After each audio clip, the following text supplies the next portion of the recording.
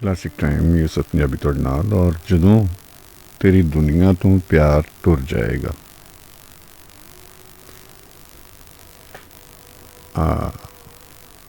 ਯਾਨੀ ਕਿ ਦੁਨੀਆ ਇੱਕ ਘਰ ਹੈ ਔਰ ਉਸ ਘਰ ਦੇ ਬਣਾਉਣ ਵਾਲੇ ਨੂੰ ਮੁਖਾਤਬ ਕੀਤਾ ਜਾ ਰਿਹਾ ਹੈ ਕਿ ਜਦੋਂ ਤੇਰੀ ਦੁਨੀਆ ਤੋਂ, ਜਦੋਂ ਕੋਈ ਘਰ ਬਣਾਉਂਦਾ ਹੈ ਤੇ ਉਹਦੀ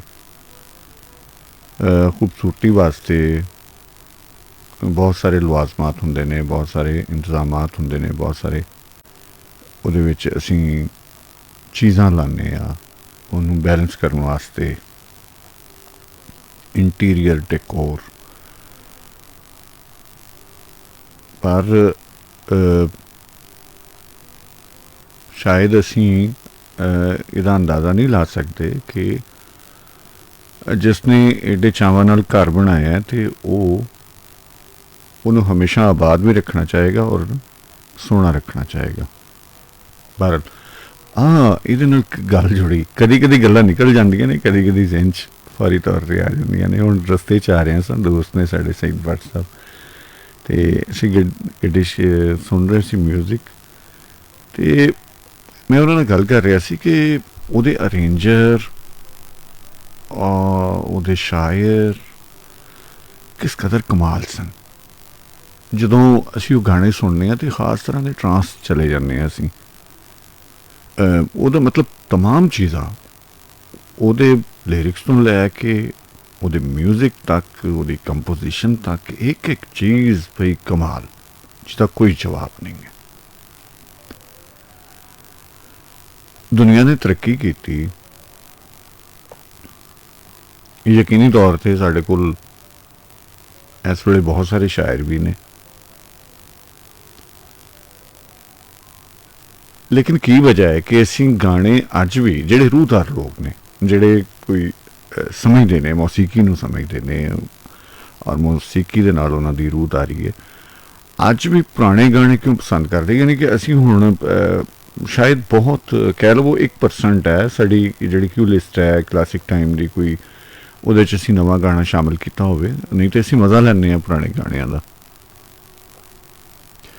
ਅਸੀਂ ਸ਼ਾਇਰੀ ਵੀ ਅੱਜ ਉਸ ਤਰ੍ਹਾਂ ਦੀ ਨਹੀਂ ਕਰਦੇ ਜਿਵੇਂ ਦੀ ਸਾਡੇ ਬਾਬੇ ਕਰ ਗਏ ਨੇ। ਅੱਜ ਵੀ ਇੱਕ ਘੁਟਨ ਦੇ ਮਾਹੌਲ ਦੇ ਵਿੱਚ ਅਸੀਂ ਬਹੁਤ ਜ਼ਿਆਦਾ ਡਰਨੇ ਹਾਂ ਕੁਛ ਕਹਿਣ ਲੱਗੇ ਹਾਂ, ਕਹੋ ਕਿ ਉਹ ਸੱਚ ਹੁੰਦਾ ਹੈ, ਲੇਕਿਨ ਜਦੋਂ ਵੀ ਸਾਨੂੰ ਉਹ ਸੱਚ ਬੋਲਣਾ ਪਵੇ ਤੇ ਅਸੀਂ ਉਹਨਾਂ ਬਾਬਿਆਂ ਦਾ ਸਹਾਰਾ ਲੈਂਦੇ ਹਾਂ, ਉਹਨਾਂ ਦਾ ਕੋਈ ਸ਼ੇਰ ਪੜ੍ਹਨੇ ਹਾਂ। ਤੁਸੀਂ ਕਹਿੰਦੇ ਜੀ ਇਹ ਤਾਂ ਹੁਣ ਮੁੱਲੇ ਸ਼ਾਹ ਨੇ ਲਿਖਿਆ ਹੈ, ਸ਼ਾਹ ਹੁਸੈਨ ਨੇ ਲਿਖਿਆ ਹੈ, ਅਤੇ ਅਸੀਂ ਤਾਂ ਪੜ੍ਹਿਆ। ਇਸੇ ਤਰ੍ਹਾਂ ਮਤਲਬ ਮੈਨੂੰ ਹੈਰਾਨਗੀ ਹੋ ਰਹੀ ਸੀ ਕਿ ਇੰਡਸਟਰੀ ਦੇ ਵਿੱਚ ਅਜੇ ਵੀ ਬਹੁਤ ਕਮਾਲ ਲੋਕ ਮੌਜੂਦ ਨੇ, ਕਿਉਂਕਿ ਇੰਡਸਟਰੀ ਨਹੀਂ ਚੱਲ ਰਹੀ, ਫਿਲਮ ਇੰਡਸਟਰੀ ਖ਼ਤਮ ਹੋ ਚੁੱਕੀ। ਦਰਦਨਾਕ ਗੱਲ ਹੈ, ਕਹਿੰਦਿਆਂ ਵੀ ਕਲੇਜੇ ਨੂੰ ਰੁੱਗ ਭਰਿਆ ਜਾਂਦਾ ਕਿ ਬਰੇ ਸਗੀਰ ਦੀ ਏਡੀ ਵੱਡੀ ਇੰਡਸਟਰੀ ਜਿੱਥੇ ਹੋਵੇ ਔਰ ਉਹ ਹੁਣ ਉੱਥੇ ਕੁਛ ਨਾ ਐਸਾ ਹੋ ਰਿਹਾ ਹੋਵੇ ਜਿਹਨੇ ਇੰਨਾ ਜ਼ਿਆਦਾ ਮਿਊਜ਼ਿਕ ਤਖਲੀਕ ਕੀਤਾ ਹੋਵੇ, ਜਿਹਨੇ ਆਲਾ ਤਰੀਨ ਫਿਲਮਾਂ ਬਣਾਈਆਂ ਹੋਣ ਜਿਸ ਇੰਡਸਟਰੀ ਨੇ।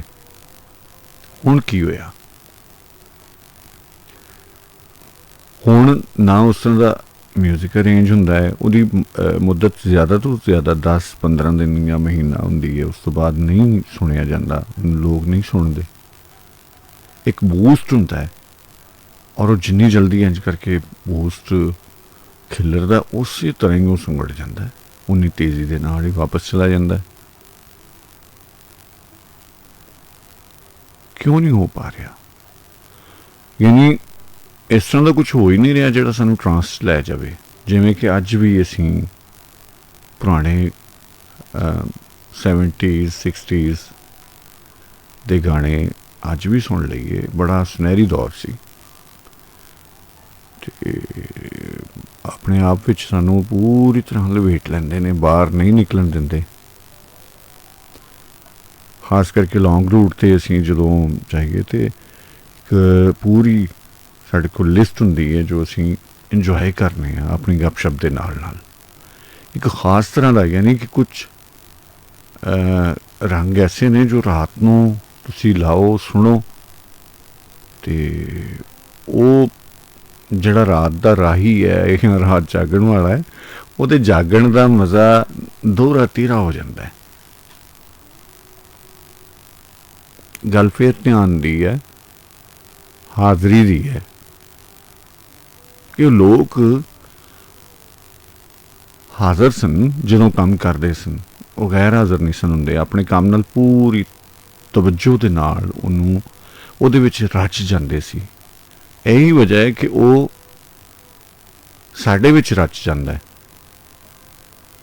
ਜੋ ਕੰਮ ਕਰਦੇ ਹਾਂ ਤੁਹਾਨੂੰ ਬਹੁਤ ਅੱਛਾ ਮਹਿਸੂਸ ਹੋਵੇ, ਤੁਹਾਨੂੰ ਤੁਹਾਡਾ ਅੰਦਰ ਦੱਸੇ ਕਿ ਬਹੁਤ ਅੱਛਾ ਹੈ, ਉਹ ਯਕੀਨੀ ਤੌਰ 'ਤੇ ਅੱਛਾ ਹੁੰਦਾ ਹੈ।